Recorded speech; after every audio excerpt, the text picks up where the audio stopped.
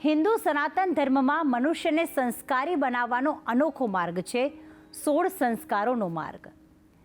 જન્મ પહેલા ગર્ભાધાનથી શરૂઆત કરીને અંતિમ અગ્નિ સંસ્કાર સુધી જીવનના દરેક મહત્વપૂર્ણ પડાવે સંસ્કાર કરવાનું શાસ્ત્રોમાં નિર્ધારિત કરવામાં આવ્યું છે.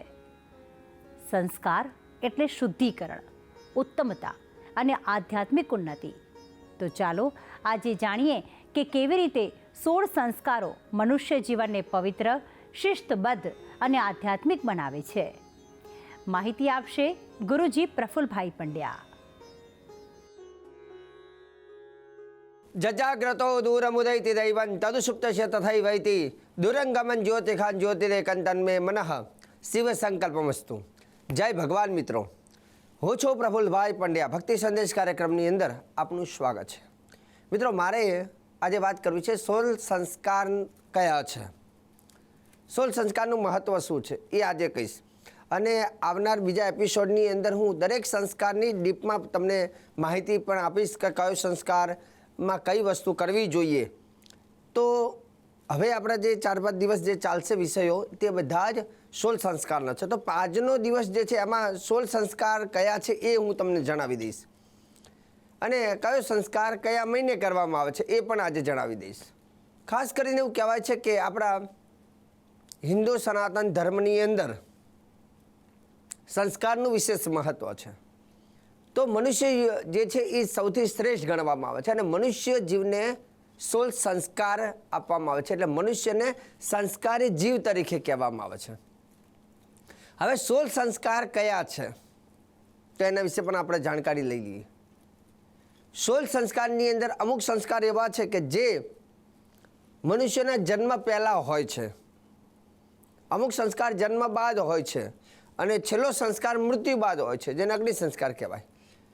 તો 16 સંસ્કારમાં પહેલો છે ગર્ભાધાન સંસ્કાર, પછી પુસમન સંસ્કાર, પછી સીમંત સંસ્કાર. આ 3 સંસ્કાર મનુષ્યના જન્મ પહેલાં હોય છે.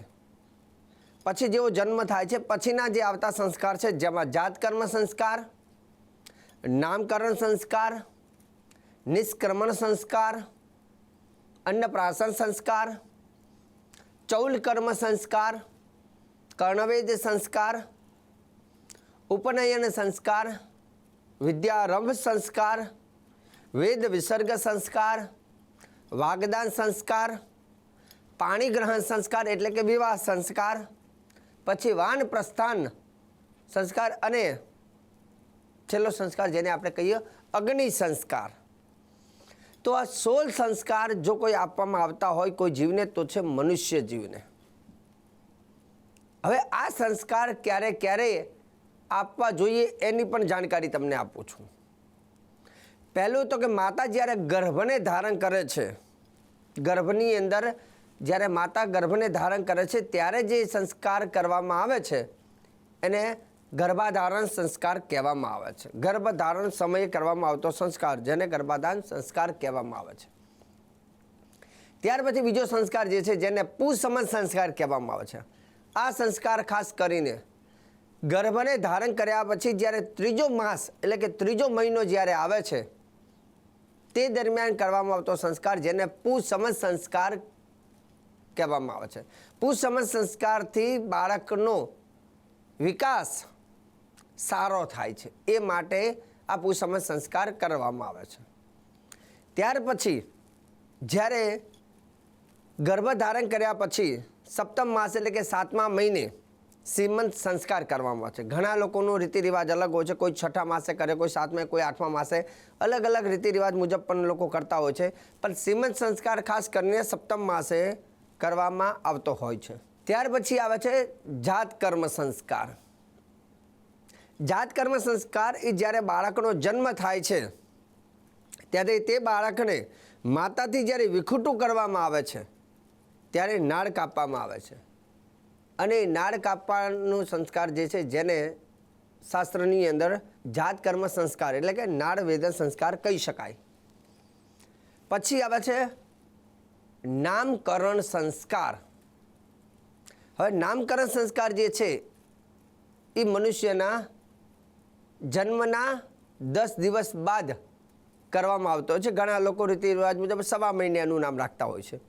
અને નામ એવું રાખો કે જે નામની પાછળ કોઈ આધ્યાત્મિક કોઈ એનો મિનિંગ થતો હોય, કોઈ દેવી દેવતાનું નામ હોય અને એનો અર્થ સારો હોય. યથા નામ તથા ગુણ શાસ્ત્ર કહે છે.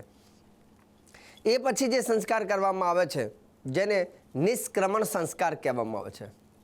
આ નિષ્ક્રમણ સંસ્કાર ખાસ કરીને ઘરથી બાળકને જ્યારે પ્રથમવાર ઘરથી બહાર લઈ જવામાં આવે અને સૂર્ય ચંદ્રના દર્શન કરાવવામાં આવે છે એને નિષ્ક્રમણ સંસ્કાર કરવામાં આવે કહેવામાં આવે છે. ખાસ કરીને આ બાળકના જન્મ બાદ 4થા મહિને ખાસ કરવામાં આવે છે. અને આનાથી લાભ શું થાય તો એવું કહેવાય કે સૂર્યના પહેલી વખત એને દર્શન કરવાથી સૂર્યની આશીર્વાદ એને મળે છે, જેથી એનું આરોગ્ય અને આયુષ્ય એનું દીર્ઘ બને તે ઉદ્દેશ્યથી.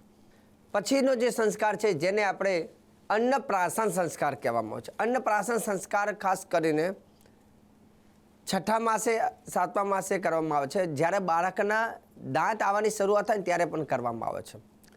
હવે દાંત આવે છે એટલે એને અન્નનું પ્રાશન એટલે કે અનાજ એને થોડુંક એના મુખમાં મૂકવામાં આવે છે. પ્રથમ બાળકના પહેલી વખત મુખમાં જ્યારે અન્નનો દાણો મૂકવામાં આવે છે ત્યારે તે સંસ્કારને અન્નપ્રાશન સંસ્કાર કહેવામાં આવે છે. અન્નપ્રાશન સંસ્કારથી શું થાય છે તો કે માણસનું પાચન શક્તિ પ્રબળ બને છે. અને આપણે બધા સૌ જાણીએ છીએ અન્નથી અન્ન એવો ઓડકાર આપણે કહેવાય છે. અન્ન જેટલું સારું હોય એટલી જ અન્નમાંથી એક તાકાત બને છે, રક્ત બને છે. અને માણસની બોડીની અંદર અનાજનું વિશેષ મહત્ત્વ છે. કેમ કે જીવન જીવવા માટે જેમ ગાડીને ચલાવવા માટે પેટ્રોલની જરૂર પડે તેમ મનુષ્યને જીવવા માટે અન્ન અને જલની જરૂરિયાત વધારે હોય છે. તો અન્ન અને જલ પ્રથમ જે ખવડાવવામાં આવે છે જેને અન્નપ્રાશન સંસ્કાર કહેવામાં આવે છે. જેમાં અલગ અલગ પ્રકારના રસ હોય, મીઠું છે, ખાટું છે, તીખું છે, મોરું છે. તો બધા રસોની જાણકારી હોવી જોઈએ કે આને તીખું કહેવાય, આને મીઠું કહેવાય, આને ખાટું કહેવાય, આને તો એ ષડરસ જે આપણા શાસ્ત્રમાં કહે છે ષડરસની જાણકારી એટલે અન્નપ્રાશન સંસ્કાર. પછી આવે છે કર્ણવેદ સંસ્કાર એટલે કે કાન જે છે એને વિધવામાં આવે છે. ખાસ કરીને આ સંસ્કાર 7મા મહિને, 8મા મહિને અથવા 12મા મહિને કરવામાં આવે છે, જેમાં કાન વિધવામાં આવે છે. એમાં પુત્ર હોય તો એનો જમણો કાન અને સ્ત્રી હોય તો એનો ડાબો કાન વિધવામાં આવે છે. અને આ કાન વિધવાથી એવું કહેવાય છે એનું આરોગ્ય સારું રહે છે. પછીનો સંસ્કાર જે છે જેને ચૌલ કર્મ સંસ્કાર એટલે કે એનો બાબરી જ્યારે ઉતરાવવામાં આવે છે, મુંડન વિધિ જેને કહેવાય, 1 વર્ષ, 3 વર્ષ, 5 વર્ષ રીતિ રિવાજ મુજબ કુલાચાર પ્રમાણે કુળદેવીના મંદિરે જઈ અને કરાવવામાં આવે છે. પછી ઉપનયન સંસ્કાર એટલે કે યજ્ઞોપવિત સંસ્કાર. યજ્ઞોપવિત સંસ્કાર ખાસ કરીને બ્રાહ્મણનો દીકરો હોય તો 8મા વર્ષે અથવા 16મા વર્ષે એને કરવામાં આવે છે. ત્યાર પછી ક્ષત્રિય હોય તો એને 22મા વર્ષે અને વૈશ્ય હોય તો 24મા વર્ષે કરવામાં આવે છે. વિદ્યારંભ સંસ્કાર જ્યારે ભણવાની શરૂઆત કરે છે ત્યારે આ સંસ્કાર કરવામાં આવે છે, જેને કહેવાય વિદ્યારંભ સંસ્કાર. ત્યાર પછી વેદ વિસર્ગ સંસ્કાર જ્યારે ભણીને પાછો આવે ત્યારે કરવામાં આવે છે. બાળકની જ્યારે સગાઈ થાય અને વાગદાન સંસ્કાર, લગ્ન થાય અને પાણીગ્રહણ સંસ્કાર કહેવામાં આવે છે. અને છેલ્લે જ્યારે એવું કહેવાય છે કે બધી જવાબદારી પૂર્ણ થઈ જાય છે ત્યારે મોહ માયા ઓછી કરીને વાન પ્રસ્થાન સંસ્કાર એટલે છેલ્લે હરિ કીર્તન કરવામાં આવે છે. અને છેલ્લે મનુષ્યનું મૃત્યુ થાય ત્યારે જે સંસ્કાર કરવામાં આવે છે જેને અગ્નિ સંસ્કાર કહેવામાં આવે છે. તો આ બધા સંસ્કારોની વિધિ વિધાન પણ રહેલી છે. અને સંપૂર્ણ વિધિ વિધાન સાથે પણ આવતા વિડીયોમાં હું તમને આ દરેક સંસ્કારનો મંત્ર કયો છે, એ સંસ્કારની વિધિ વિધાન શું છે તેને લઈને પણ મારે એક શ્રેષ્ઠ જાણકારી તમને આપવાની છે. તો આજે ખાલી તમને શરૂઆતમાં 16 સંસ્કારનું મહત્ત્વ મેં તમને કહ્યું છે અને આગળ પણ હું ડીપમાં તમને જાણકારી આપતો રહીશ. તો ભક્તિ સંદેશ કાર્યક્રમને સદૈવ આપ નિહાળતા રહેજો અને મને આપી દો હવે તમે રજા.